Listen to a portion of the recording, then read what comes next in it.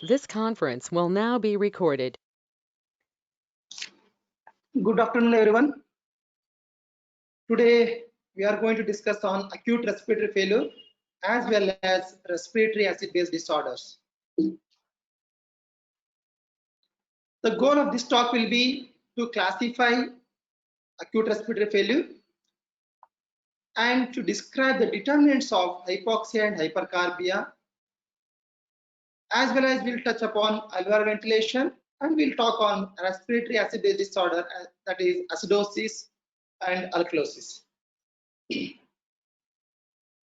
Definition of acute respiratory failure: it is inability of the lung to meet the metabolic demands of the body. So it is the inability to maintain adequate gas exchange. So it can cause either hypoxemia or it can cause hypercarbia or hypercapnia. If you look at the types of respiratory failure, there is type 1 respiratory failure, that is called hypoxemic respiratory failure. So where room air PaO2 will be less than 60 or abnormal PaO2 FiO2 ratio. So type 2 is hypercapnic respiratory failure, where PaCO2 will be more than 50 with pH of less than 7.36. Most of the time in ICU, either it's a type 1 and type 2. So it is usually mixed respiratory failure will be there. So there is something called type 3 respiratory failure, where in post-operative patients characterized by reduction of functional residual capacity. There is also something called type 4, which is associated with the shock state. When the patient comes with the severe shock state, there will be severe metabolic acidosis. So patient will start breathing with higher rate. At one moment, he'll be tired, so that will fatigue, and he will start retaining carbon dioxide. So he may go for respiratory arrest. That type of failure is called type 4 respiratory failure. So here we will take one study here, case study 1, 63-year-old male, now case of COPD, diabetic hypertension with progressive respiratory distress. So ABC has been taken, now pH is 7.30, PaCO2 of 58, PaO2 of 50, and that's the three values they have given in room air. So first question is, we want to ask why this patient is hypoxemic. Okay, so in this case, we should know the hypoxia, the determinants of hypoxia or cause of hypoxia. So the most common, these are the least actually, which are known to cause hypoxia, that is called low FiO2. So FiO2 means fraction inspired oxygen concentration, or low barometric pressure, or ventilation perfusion mismatch, hyperventilation, and diffuse abnormality. We will discuss one by one. So we'll see which is the most important cause that is the cause of that causes hypoxemia. Low FiO2 is a very uncommon cause. Most of the time it will be because of disconnection of the breathing circuit. So FiO2, somebody, ventilator settings, they have changed the settings. Instead of FiO2 60, somebody has made it FiO2 21%, something like that, or it may be a disconnection of ventilator. So how FiO2 causes hypoxemia? If you look at this equation, alveolar gas equation, is alveolar gas equation is equal to FiO2 into barometric pressure minus 47 minus 1.25 times the PaCO2. So this is a alveolar gas equation. We all should know this. When FiO2 drops here, definitely the PaO2, that is alveolar oxygen pressure, then arterial oxygen pressure will drop. So if we look at the oxygen cascade, okay, the partial pressure of oxygen in the inspired ambient air, that is PiO2, we call it as PiO2 at sea level, it is around 150. How it is calculated? So it is nothing but FiO2 into barometric pressure, means so fraction of barometric pressure. See, if we calculate this, FiO2 in room air will be 21%, barometric pressure is 760. 760 into 0.21 becomes 159. We'll take it as 160. So this is the usual pressure at the ambient PiO2, inspired ambient air pressure. Okay. So if you see this, when then this inspired reaches the trachea, this PiO2 decreases to 150 or 149 torr because water pressure will be added here. So how much water pressure will be added? So this is the water pressure, pH2O becomes 47 actually normally. So we have to minus it from barrel pressure. So FiO2 into barrel pressure minus water pressure, that is 760 minus 47, this much into the FiO2. It becomes the actual pressure at the trachea, means 0.21 into 713 becomes 149. So 149, 150 is the partial pressure at the level of the trachea.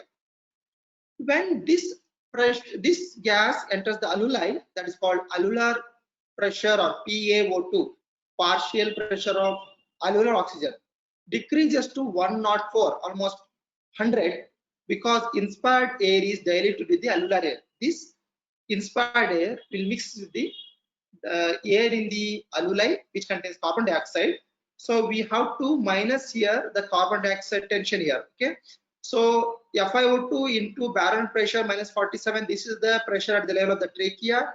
If I minus it from the the carbon dioxide tension, that is 1.2 into PaCO2, it becomes alveolar oxygen pressure. So 0.21 into 760 minus 47, that we already calculated as 149 minus 1.2 times the 40. Why we taken 1.2? It is a respiratory quotient.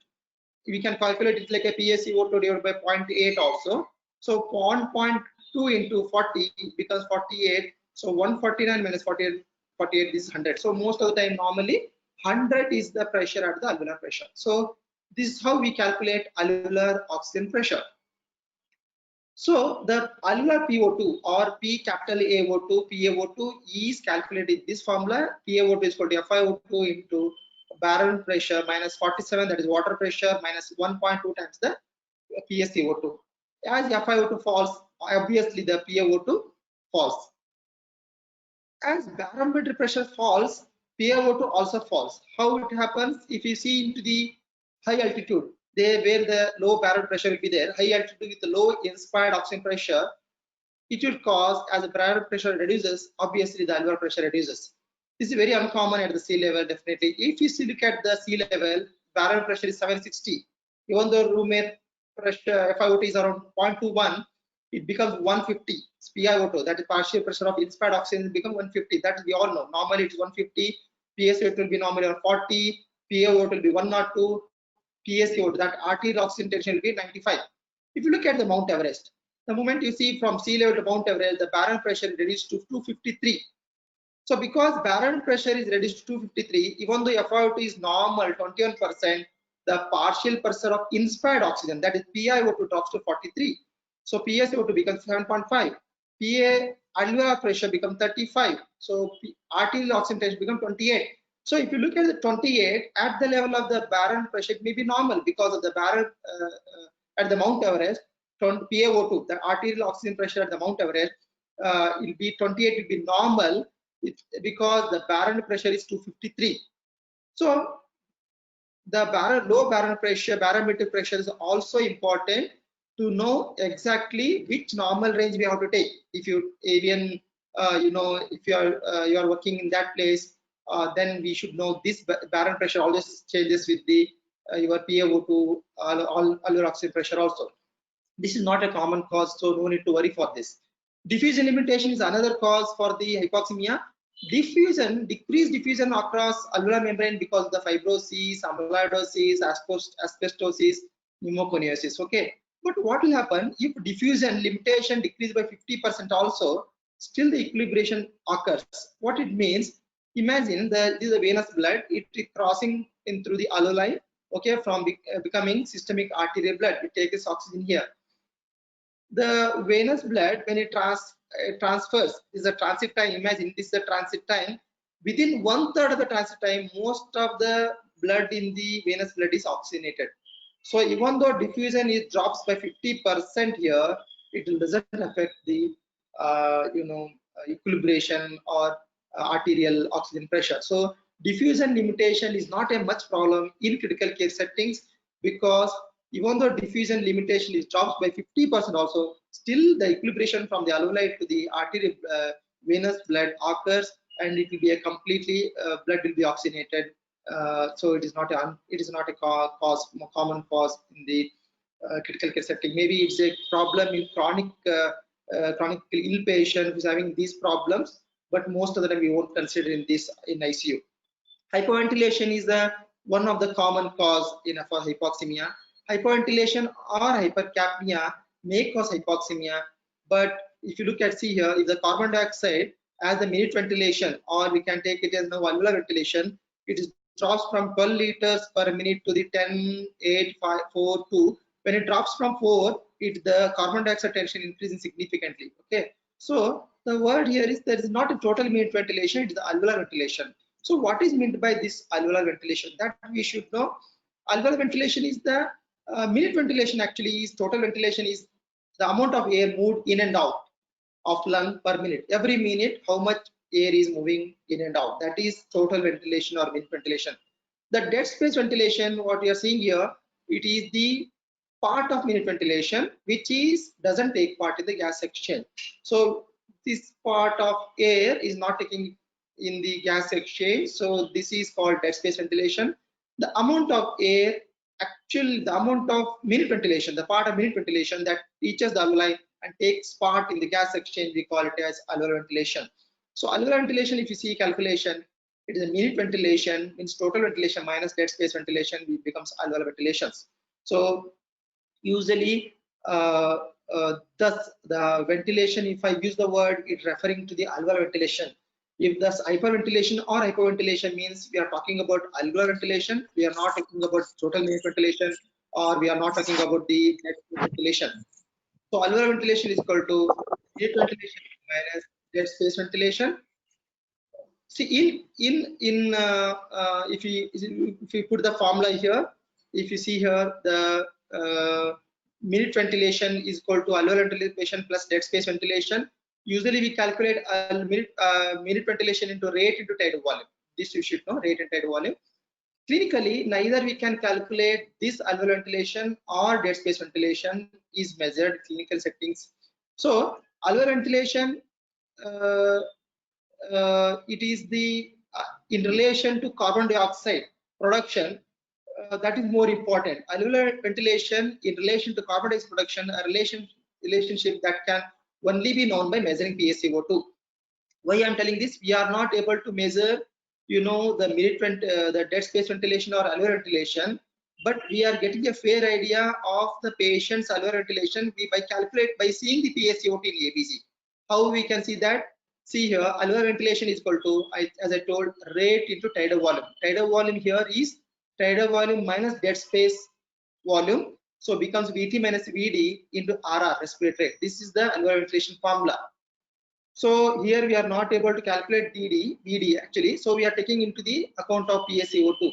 PaCO2 is partial pressure of arterial carbon dioxide tension is equal to VCO2, the amount of carbon dioxide produced, divided by alveolar ventilations.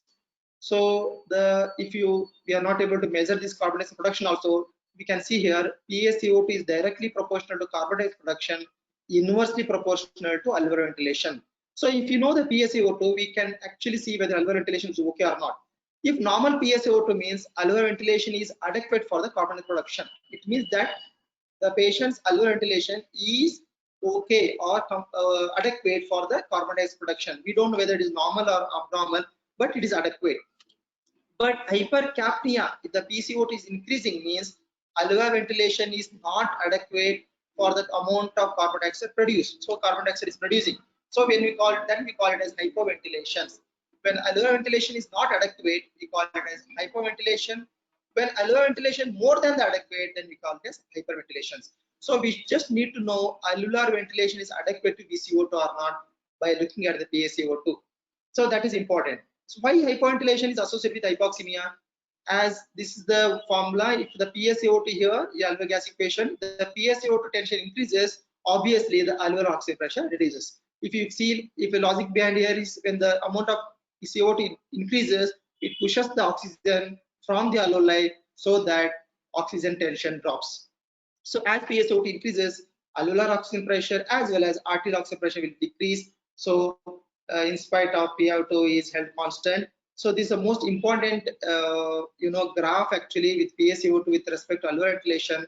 Here, if you see here, if the patient is, if alveolar ventilation is dropping from 20 to 15, 15 to 10, and 10 to 5, if I drops, if the patient is here, imagine the PCO2 is around 35, if I give a 1 mg midazolam or 4 mg of lorazepam, it drops minute ventilation by 5 to 4. So PCO2 increases from 30 to 36. So that is not a major problem. If PCO2 increases from 30 to 36, not a major problem when the baseline PCO2 itself is low. If the baseline PCO2 is around already 60, if I give a 1 mg midazolam or some amount of lorazepam, what will happen? This PCO2 increases to almost 92. PSCO2 increases 60 to 92. So what is the idea point here is, the higher the baseline PSCO2, the less dependent is the patient. So at this point, if you give any benzodiazepine or any respiratory depressant, patient will go for respiratory arrest because carbon dioxide push up very fast. So this is the curve is very important. Till one particular level, there will be a defense will be there for the patient. But as the PCO2 baseline PSCO2 increases, imagine from 50 to 60 above, there is a baseline, the patient will be less defended. If in the patient, any reason patient started reducing sensorium or some drugs causing depression, respiratory depression, there is significant rise in CO2 causing the problem with the respiratory system. We may have respiratory arrest followed by cardiac arrest. So this is very important. Just I'm giving one case here. A duty doctor was called for the bedside of elderly woman, patient late at the night. She was in the hospital for evaluation of pelvic mass. The patient was noted to be anxious, complaining shortness of breath. Lung fluids were clear to auscultation. Vital signs are normal, except tachycardia. Rate is 30. A nurse comments that patient gets like this every night. So what doctor felt that maybe because of the anxiety, he prescribed benzodiazepine drug for what is described as hyperventilation or anxiety. 30 minutes later, patient breathing slowed considerably, became cyanotic, whereupon she was transferred to ICU. What exactly happened? The patient is having higher respiratory rate, 30 per minute. We all think that, oh, patient is tachypneic. So tachypneic means we give some amount of sedative. That is wrong here. Common mistake is to assume that patient is breathing fast, hard, deep, must be hyperventilating. That is not the so. To know the hyperventilation or hypoventilation, it is not the rate or depth will decide the hyper or hyperventilation. It is the PSCO2. If the PSCO2 in this patient was 60, so baseline PSCO2 is already 60, so he has given benzodiazepine. So patient sedation slowed her breathing, and patient had a respiratory arrest, shifted to ICU. So that is what that the patient is in case most of the patients COPD, there is the patient having tachypnea, they will have increased PaCO2. So that tells respiratory rate, increased respiratory rate doesn't mean that patient is hyperventilating. It is the PaCO2 which will tell whether the patient is hyperventilating or hypoventilating. So even the patient depth of breathing is more doesn't mean that patient is hyperventilating. We have to look at the PaCO2. So that is the most important point here. So another common cause is VQ mismatch, ventilation perfusion mismatch for the hypoxemia. One-to-one relationship ventilation to perfusion of the lungs results in optimal oxygen exchange between alveoli and blood. So hypoxemia can result when there is an inequality of the alveolar ventilation and pulmonary perfusion. So if it is normal, if the ventilation is adequate and perfusion is adequate, we call it as normal. So if you see the extremes of VQ, there is no ventilation at all in case of lung collapse, or only perfusion is there. So it is there, perfusion is present, but there is no ventilation. So in other extremes is there ventilation is present, but there is no perfusion. Example in pulmonary embolism. So these are the extremes of VQ mismatch. In routinely we won't see these extremes. Okay, most of the time it is the variable VQ match will be there. We call it VQ mismatch. So the one of the extremes of VQ mismatch is shunt. When the pulmonary blood travels from right to left without undergoing complete oxygenation in the lung capillaries, then we call it as shunt. Actually, that is because of the physiological shunt, sometimes because of the bronchial vein draining into the arterial system, or sebaceous vein draining into the arterial system. That will cause 2% of the cardiac output is well tolerated in most of the people. But as the shunt increases, what will happen? If normal shunt is 2 to 5% is a physiological shunt because of these veins. But when the shunts over 5% causes the problem, more than 15%, most of them require intubation ventilation. So point here is If the shunt is increasing more than 15%, it usually will not be managed with by increasing FiO2. These are the patient requires intubation, ventilation, recruitment maneuvers, or a high P, prone ventilation. Those all are important. Or you have to identify the cause and treat with the diuretics. So we need some treatment here which requires ventilation. This is shunt fraction, usually calculate earlier days. Now this 15% considerably potentially life-threatening and may require intervention of mechanical ventilator. So here is the shunt actually consider collapsed lung, consolidation ARDS, pulmonary edema from congestive cardiac failure. This is one of the cause for the shunt. And another extreme is pulmonary embolism. So that is because of the blood clot in the pulmonary artery, there is no perfusion. This is another extremes of vacuum mismatch we call dead space ventilation. So shunt and dead space most of the times are the extremes of vacuum mismatch. So here, after talking the cause of hypoxemia, we know that low FiO2 is not the major cause, and this low barometric pressure is the uncommon cause. Diffusion abnormality is also not a major cause. Then we have two important things, that the vacuum mismatch and hypoventilation are the cause of hypoxemia in day-to-day practice. How to differentiate between two? Then the answer is A gradient. So A gradient is alveolar arterial gradient. Actually, it is called alveolar arterial difference. It is not the gradient; it's the difference. So it is the pressure between the alveolar oxygen pressure minus arterial oxygen pressure. Alveolar oxygen pressure should be taken from the alveolar gas equation that we have discussed already. PaO2 taken from the ABG. Normally, it will be around 5 to 20. Less than 10 we call usually in the young people. More less than 20 we call it will be it is normal for the old people. So as the A gradient increases above normal, if you imagine if it is more than 20, there is a defect of gas exchange or gas transfer within the lung parenchyma. Means there is a problem in the lung itself. It may be consolidation, pulmonary edema, ARDS, whatever it may be. So it's there is a problem with the lung parenchyma per se. If A gradient increasing means there is a problem in the lung parenchyma per se. So just without taking X-ray itself, just we can say yes, there is a lung problem is there. If A gradient is normal, then we call hypoxia due to hyperventilation. It is not the lung problem; it is the CO2 retention causes hypoxemia. So that helps in the helpful for the from the A gradient. But we should do only in case of room air. When ABG is taken room air, we can't do this when the patient is having higher FiO2, 40, 50, 60, 70, 80 and all. Maybe 100% FiO2 may be helpful, but because there is no validation for this higher FiO2 value, only in room air there is a validity actually we can use in emergency purposes. And this is the when you know there is a hypoxemia, we should know there is what is severity of hypoxemia. Now we have a Berlin definition to call oxygenation as a mild, moderate, severe. Mild means we will take it as a PaO2 by FiO2 ratio. PaO2 taken from ABG, FiO2, you know how much FiO2 we are giving. If PaO2 is 200 to 300 means PaO2 FiO2 ratio 200 to 300, we call it as mild hypoxemia. If PaO2 FiO2 ratio is 100 to 200 means we call it as moderate hypoxemia. If PaO2 FiO2 ratio is less than 100, we call it as severe hypoxemia. So this is maybe with the PEEP of 5 or CPAP of 5. This is the severity of oxygenation we will tell actually mild, moderate, severe. This can be considered in our day-to-day practice. Here is one case, 25-year-old found unresponsive at home, brought to the emergency, pH is 7.20, PCO2 70, PO2 52, wake up 33. My question is why the patient is hypoxemia, whether vacuum mismatch or hypoventilation. So is there lung problem in parenchyma? Answer me without X-ray. That is seen. I will take a gradient, a difference, PaO, arterial oxygen pressure minus arterial oxygen pressure, arterial, this is alveolar. So this is the alveolar gas equation. When I put these values, 47 is the water pressure, 1.20 PSO to 70, so it becomes minus 52 becomes 10.5. Means A difference is 10. 10 means it is normal. So hypoventilation is the cause for hypoxemia. There is no parenchyma problem. So that is the help from the A difference, but we should do only in case of room air. So here we come to the same case what we discussed earlier, COPD diabetic hypertension with pH of 7.30, PCO to 58, PaO to 50. My question here is why the patient is hypercapnic. Till now we discussed why the patient is hypoxemia.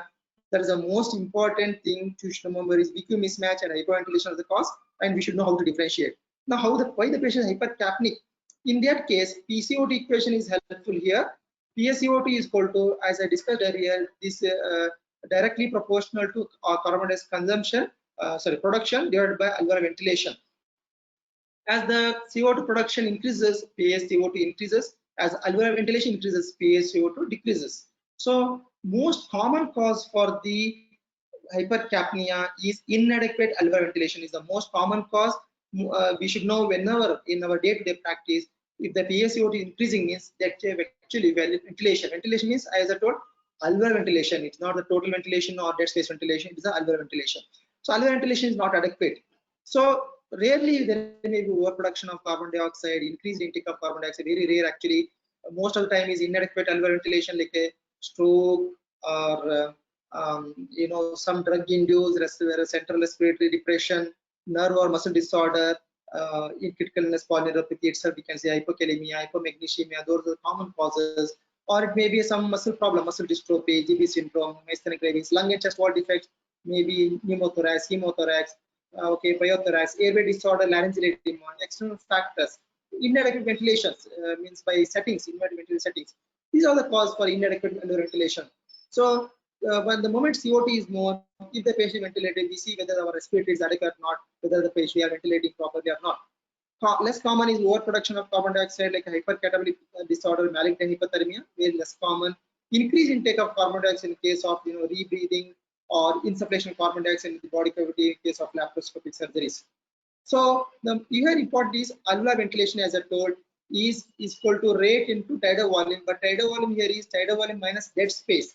Tidal volume minus dead space into rate, it indicates the alveolar ventilation.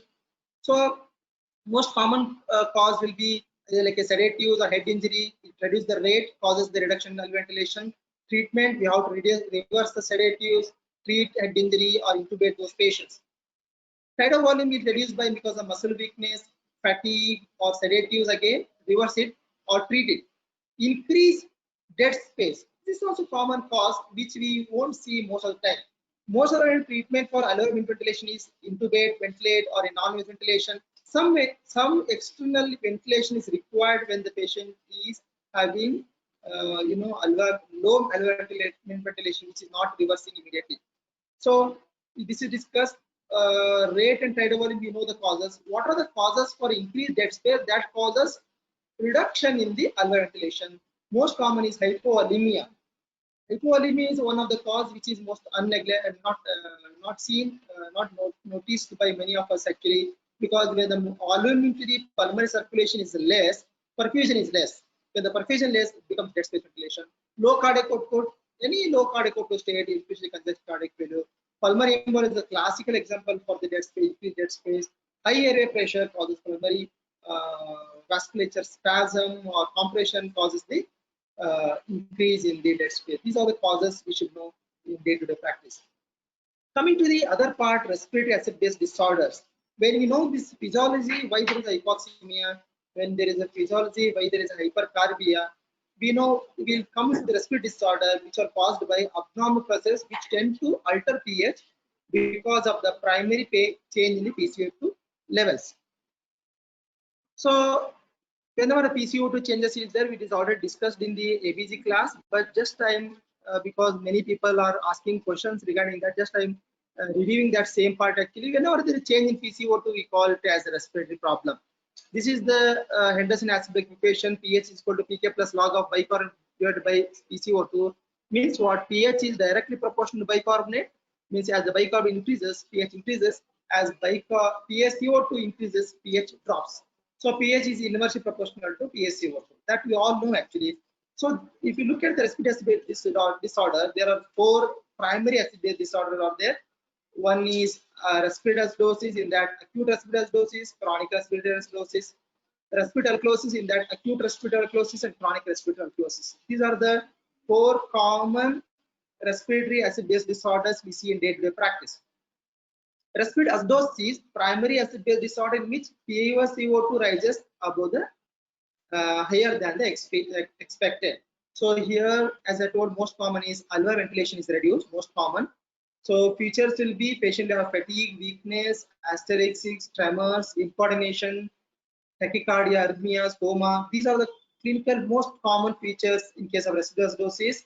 The metabolic effects is this CO2 rapidly and easily crosses lipid barrier, leading to intracellular acidosis, rapid and generating depressing effect on intracellular metabolism.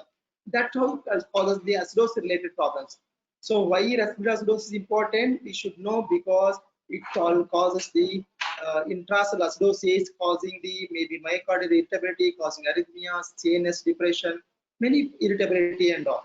So most important is CNS problem here, as the increase in cerebral blood flow, doubling the of PaCO2 doubles CBF. So what it means, cerebral blood flow doubles as the PaCO2 increase doubles, means this is the most important cause for increasing intracranial pressure. So central depression at very high level of PaCO2 causing CO2 narcosis. So hypercapnia is a very dangerous for traumatic brain injury, acute stroke.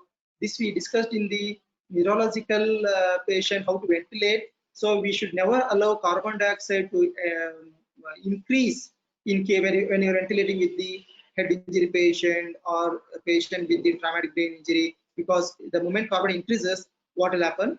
The cerebral blood flow increases, that increases the intracranial pressure. Permissive hypercapnia, sometimes we allow carbon dioxide to build up, that is called permissive hypercapnia, which will be also called protective lung ventilation in ARDS. So it's a low tidal volume, 6 ml per kg with the lifting pressure less than 30 has shown mortality benefit. We are all using this, but it is also commonly seen in case of asthma patient when we are not able to ventilate with difficult to ventilate, when there is auto PP is there, then we start reducing tidal volume and rate. There also we can use permissive hypercapnia. So this is called permissive hypercapnia, which is not allowed in case of mainly head injury and stroke, as we discussed earlier. Another important cause where you should never allow permissive hypercapnia is pregnancy, because the moment carbon dioxide increases in the pregnant lady blood, what will happen? The transfer of carbon dioxide from fetal to maternal circulation will be reduced, so that causes the fetal hypercarbia. It will have a fetal lot of problems. So disorders, if there is a, how to assess this patient, if the pH is less than 7.35, look at the PCO2 or bicarbonate we have discussed. If the PaCO2 is increased, it's called respiratory acidosis. If the primary respiratory disturbance is there, then you have to look at whether it's acute or chronic, that we have discussed earlier. Many people are asking about this, how you calculate acute respiratory acidosis. We use the formula change in pH. If the change in pH is more, means that is acute. How much more? It is 0.08 into change in PCO2 by 10. This is the formula we use. If the patient is having pH more than 7.45 and PCO2 is dropping, then we call it as respiratory alkalosis. So if the PaCO2 increasing, respiratory acidosis. If PaCO2 dropping, we call respiratory alkalosis. Even in respiratory alkalosis, we will change and see whether it's acute or chronic by looking at the expected change in pH. Expected change in pH for chronic is 0.03 into change in PCO2 by 10. Means pH doesn't change much, only changes by 0.03 into change in PCO2 by 10. That is the formula we should know.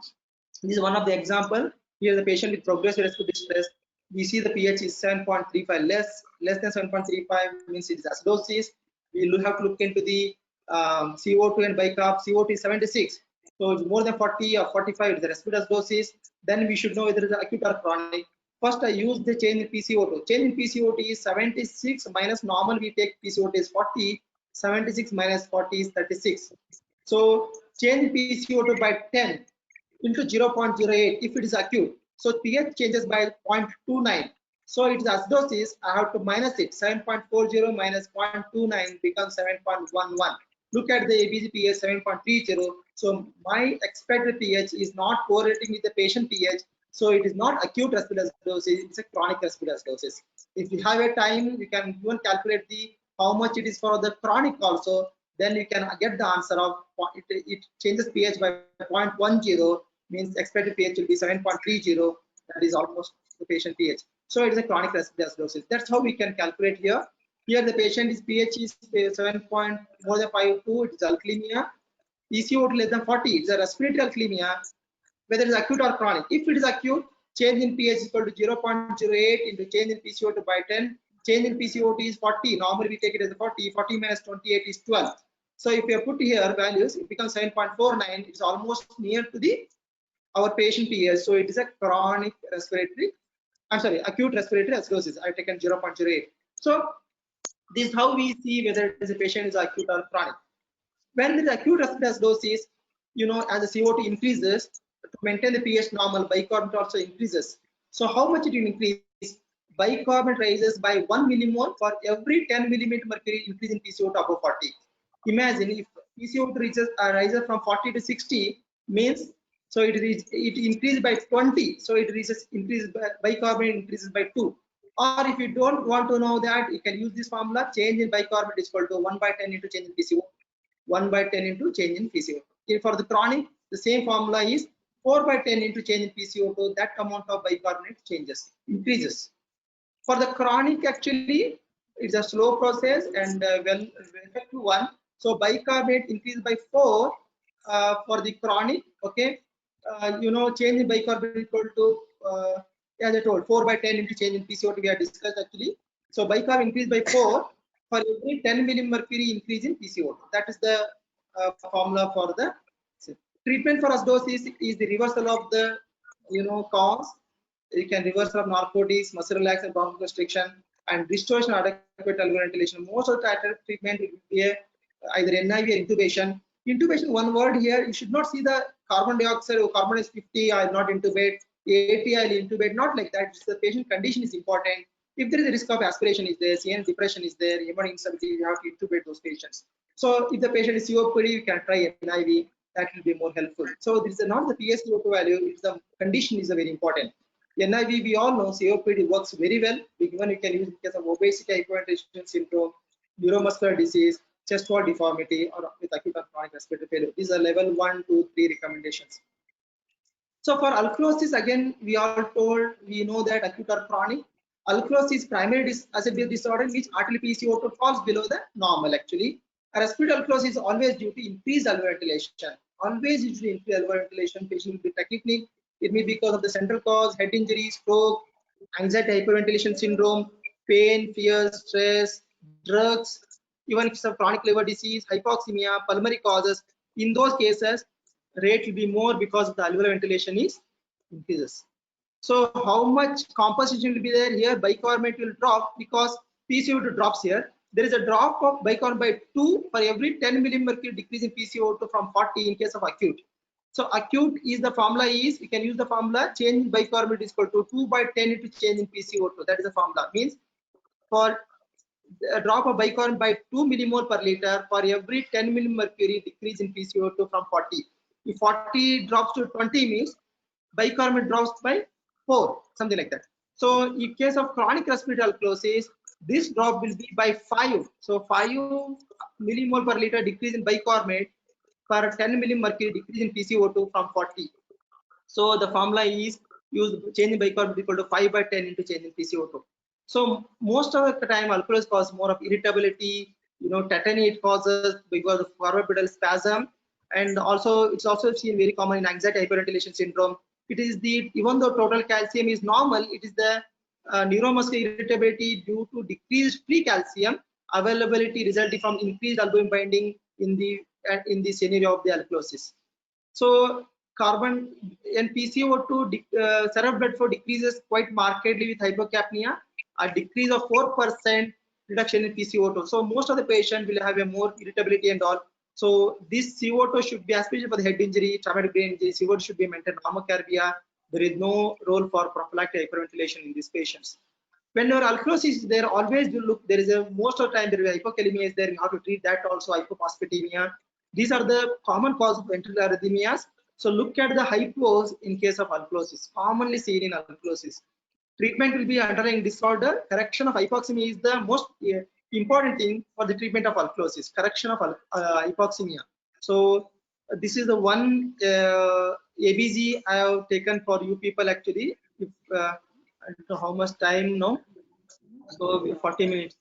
So we have time now. We just discussed this patient, 54-year-old chronic smoker with history of hypertension, diabetes, fever, cough, expectoration, shortness of breath, decreased urine output since 2 days.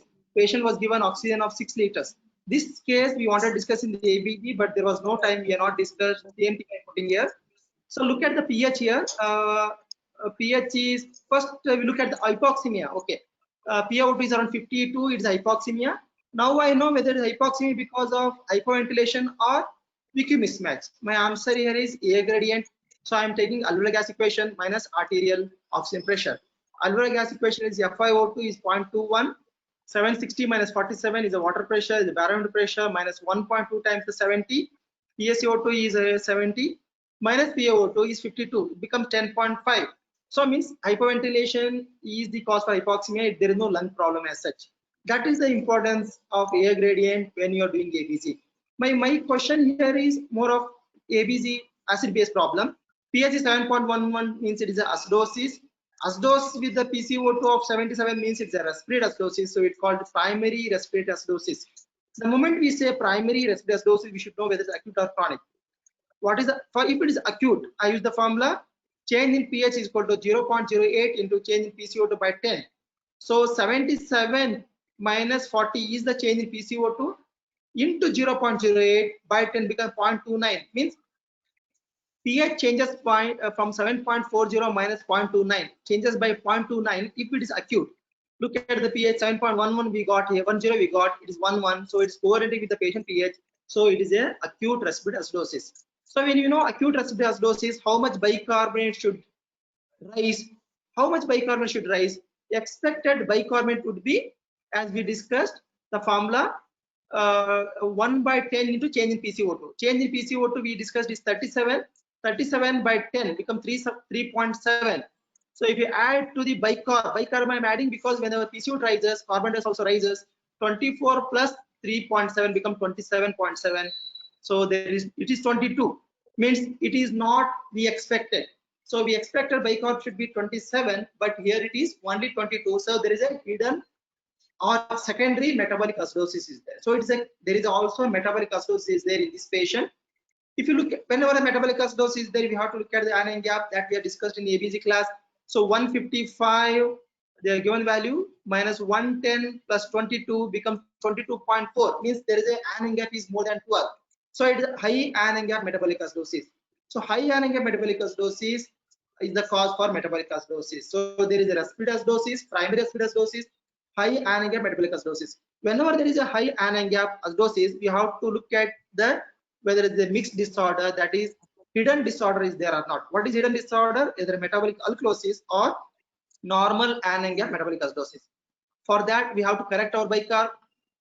Corrected bicarb is equal to 22.6, that is a measured bicarbonate, minus plus anion gap minus 12. Anion gap here is 22 minus 12 become 10. If you add 22 plus 10 become 35.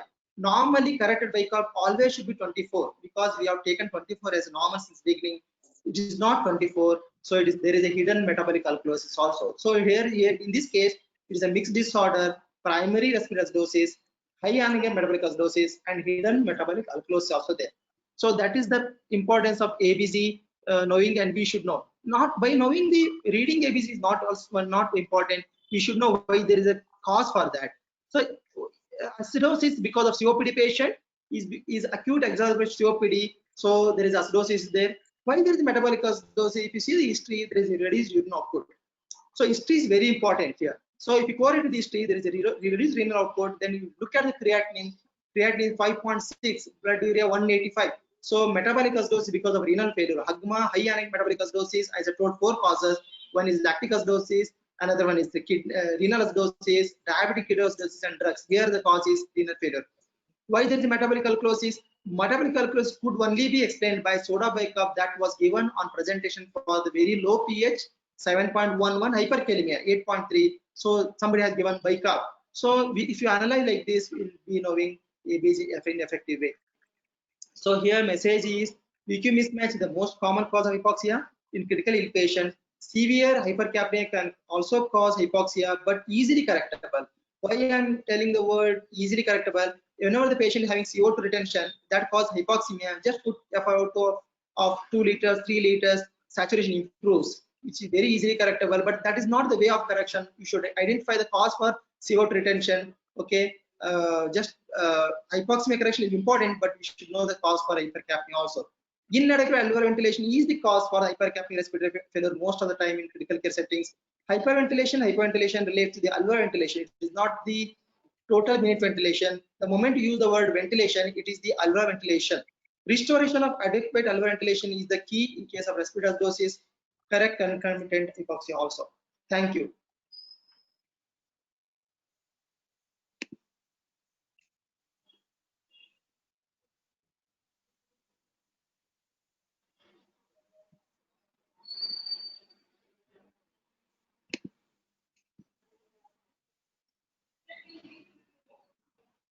Hello.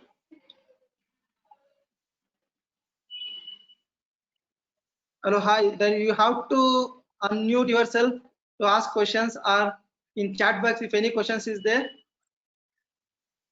I will happy to answer.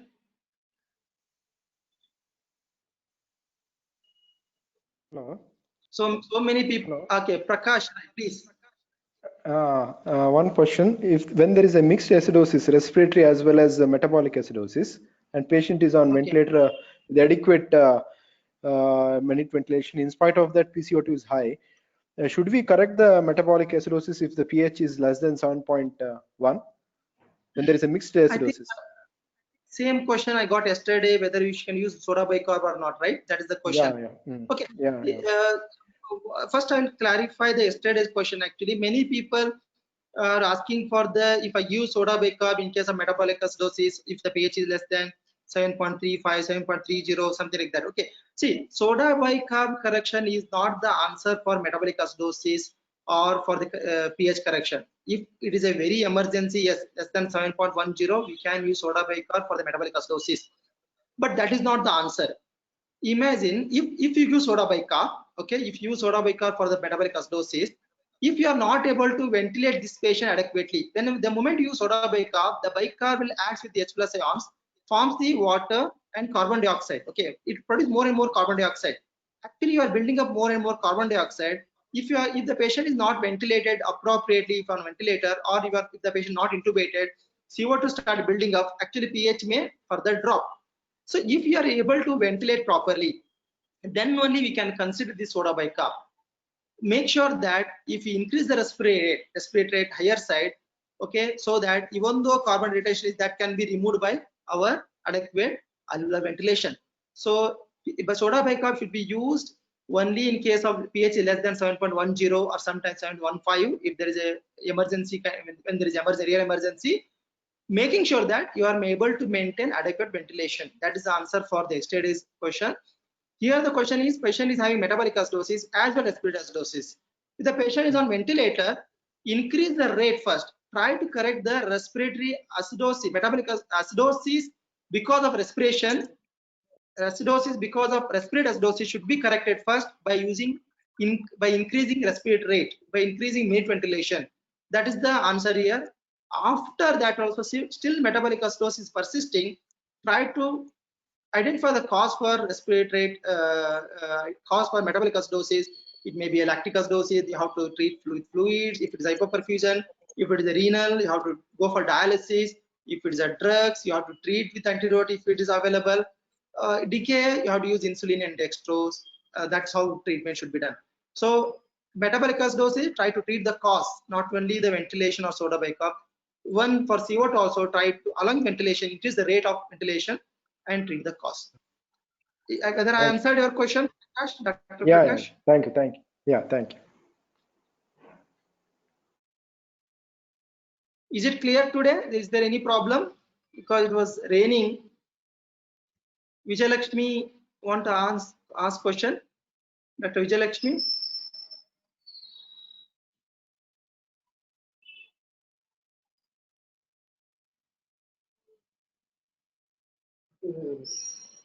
Okay. So some questions are there. No, sir, no problem. It was good. Okay. Okay. Tinu, yesterday you have messaged some. Tinu, yes. Tinu, yes. She had some question yesterday. Okay. If there is no other questions, we close this. Is it okay? Okay, thank you everyone for patiently listening. Thank you so much.